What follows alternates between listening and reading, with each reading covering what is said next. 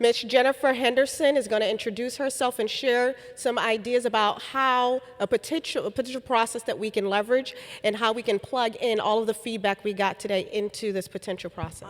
I'm feeling like a lot of the conversation we've already had is much of what I was going to say to you, so I'm not going to repeat that conversation. But what I will say to you is that I think this is the moment. The mayor has talked about that. The Chamber of Commerce raised it. Every speaker has spoken about that. That racism is historically a blight on all of our spirits and souls, those of us that are beneficiaries and those of us that are targets. The blight may be historical and even legendary, but the pain is now. The pain is right now. I think the young people couldn't have spoken better to that, to what that pain is like. And because this is about looking forward, the way to repeat what happened in the past is to not be a lesson or a good student of what happened in the past and not bring those lessons forward. So from every tradition, whether it's a religious or a secular tradition, whether it's businesses or whether it's coming from education or from community, from the media, we've all learned that there's something special about when people come together in person and have hard conversations about really important things. And so the welcome table is a model that takes from every single tradition that we've been able to find. My own experiences, and I've lived abroad for a number of my early years. My father was in the Air Force, so we're an Air Force family. But beyond that, yeah, for the Air Force, right? But beyond that, I spent a lot of time moving around in a lot of different cities and working with a lot of different communities. And what we found again and again is that there's some basic pieces that make hard discussions not only helpful, but real. So a lot of people say to me, dialogue, racial dialogue. Dialogue's just talk, and talk is cheap. Yeah, talk that is unintentional, undisciplined, not focused, and not purposeful, that is cheap. That's not what we're talking about. So we're talking about dialogue. So this welcome table idea really came about from the University of Mississippi. And the former governor of the former governor of Mississippi is the only governor in the South that ever apologized for racism, ever admitted it. So the young psychologist who was talking about, can you say the words, said that racism is a problem. That was said by Governor Winter, who raised it and said, yes, it is a problem. It's a problem that we may have not created, the people in this room, but we're the ones to solve it. So I feel like that showing up today is that big step towards solving it. So we have to own it first, even if we didn't create it, but we have to own it and then solve it. So I want to share with you some of the basics around the welcome table and what it entails, and then to give you some sense of what will be the process after this time together. There is a continuum that the welcome table demands. It's trust, truth-telling, reconciliation, and action. You must set up trust. You must be able to tell the truth. And what we talk about in truth-telling is we work to build a bridge strong enough to bear the weight of the truth we have to tell each other.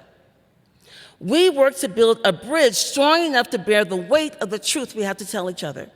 So it is about emotions. It is about truth-telling, and it's about being able to create a situation that allows the truth to be actually heard.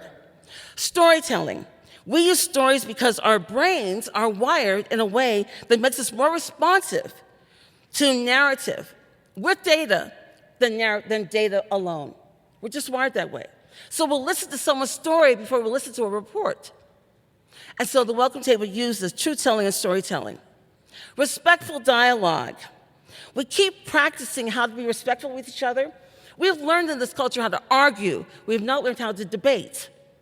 And so one of the things that the welcome table does is it teaches people the fine art of debate, which means that people are listening to arguments, trying to understand points of view, particularly those that are different from their own, and then together formulating what is a changed reality, because we don't know as much as we collectively know. Just in this room, we've experienced a bit of how that happens. And the last two are trust building. The trust is not automatic. It must be deliberately and purposely built. We have to extend it and respect it. And the last is that when we are building trust and when these things have happened, then the action must happen after that, because in the end, the personal relationships must begin to be interpreted into structural change. Because, and what's been said earlier, not everyone's going to participate in the welcome table. Not everyone was able to come to this gathering.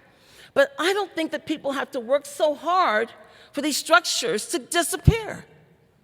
I don't really believe that at all. And so what that means is that those of us that are engaged and those of us who can engage have some responsibilities to make sure that the structures and the systems and the processes that we're helping to really calculate, redesign, are going to be better for people that come behind us. This is all about us living better, but the people that come behind us living the best, having that best life. So, what will people learn from the welcome table and how it'll be organized? There's going to be a series of meetings of stakeholders that are representative of a cross-section of people who live in Boston.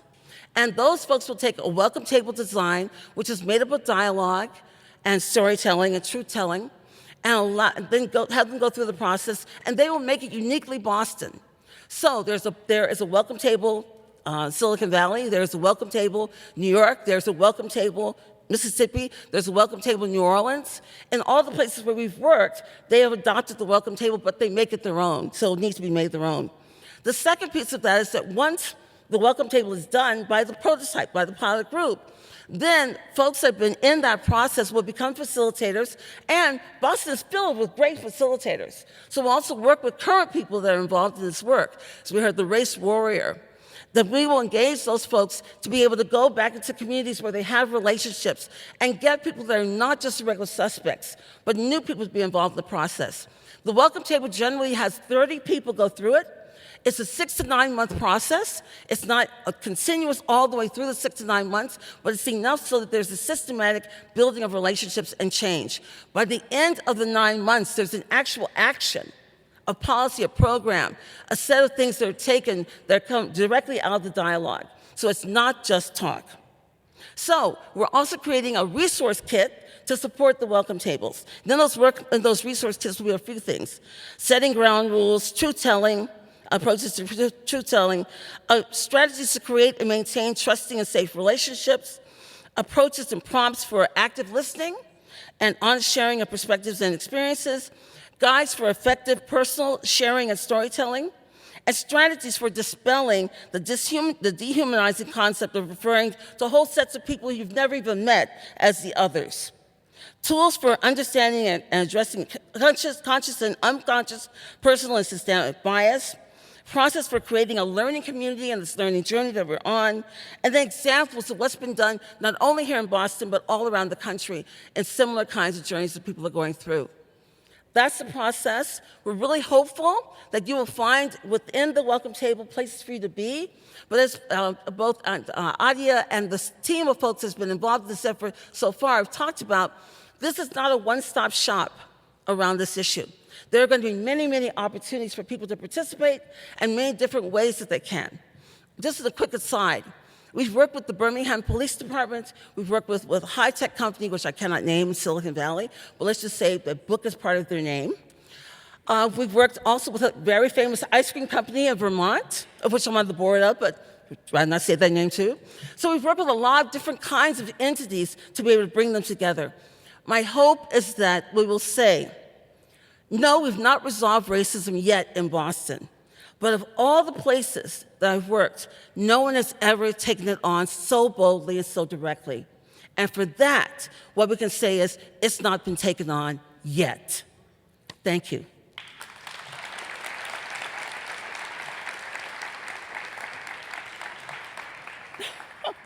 It's ready for my prompt. Atia.